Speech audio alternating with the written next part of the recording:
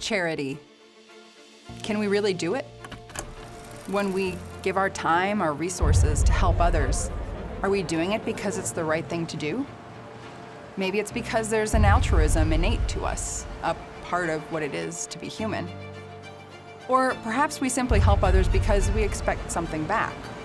Do we do it because somewhere there's a selfish interest at work, even if we might not be aware of it? I am the co-director of the Human Generosity Project, where we study cooperation across societies around the world. I'm interested in whether humans can help each other without expectation, particularly in the gravest of situations. Would you help others in the apocalypse? This is ASU.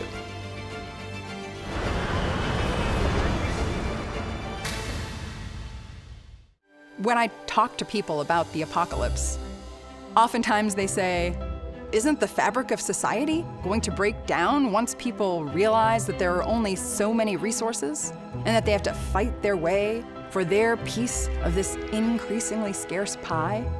This is a common misconception. It turns out that in times of disaster, people around the world are actually more cooperative, not less. In the societies that we have studied with the Human Generosity Project, this is exactly what we have found. Among the Maasai of East Africa, there's a need-based helping system called Osotwa. Maasai have herds of cattle which grow and shrink depending on the ecological circumstances, including shocks like droughts and disease. They rely on these herds for sustenance. If they go below the threshold that they need to sustain their families, they can ask their Osotwa partners for help. And their Osotwa partners will give without expecting to get paid back, as long as they can do so without going below their own threshold of need. If you're thinking, well, they're probably keeping track somehow of who owes what, make no mistake. Maasai have an other system called Sile, which they use if they're asking for something that they plan to pay back. The fact that there is a whole different system for these debt credit requests makes it clear that Osotwa is not about getting paid back. It's about something else entirely, building relationships of mutual aid that they can depend on in times of need.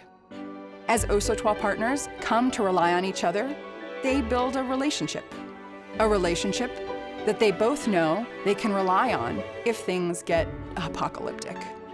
Many other societies around the world have need-based helping systems. In Fiji, they have a system called Keri Keri, where people ask their neighbors for help if they need something. And when things get really bad, say a cyclone comes through and destroys an entire village, they can Keri Keri a neighboring village for help. Just like the Maasai build relationships with their Osotwa partners, where they help each other in times of need, Fijian villages build relationships with other villages to help one another in times of need as well. Not only do we humans have the ability to help each other one-on-one when the you-know-what hits the proverbial fan, we also have the ability to create systems that help us manage risk on a larger scale. It's not just the societies on the other side of the world that have need-based systems of helping.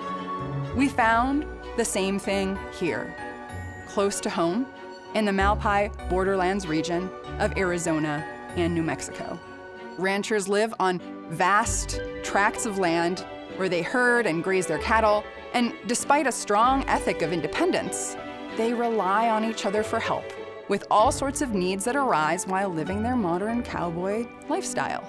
And it turns out that they have a need-based helping system as well, simply called neighboring.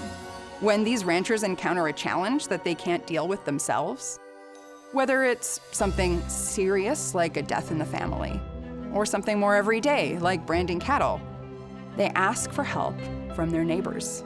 And when the thing that they need help with is something that's unpredictable and uncontrollable, like death, illness, or injury, they don't expect to get paid back for the help they give. We found the same pattern, that people didn't expect to get paid back for help with things that were unpredictable and uncontrollable, with an online study that we did as well.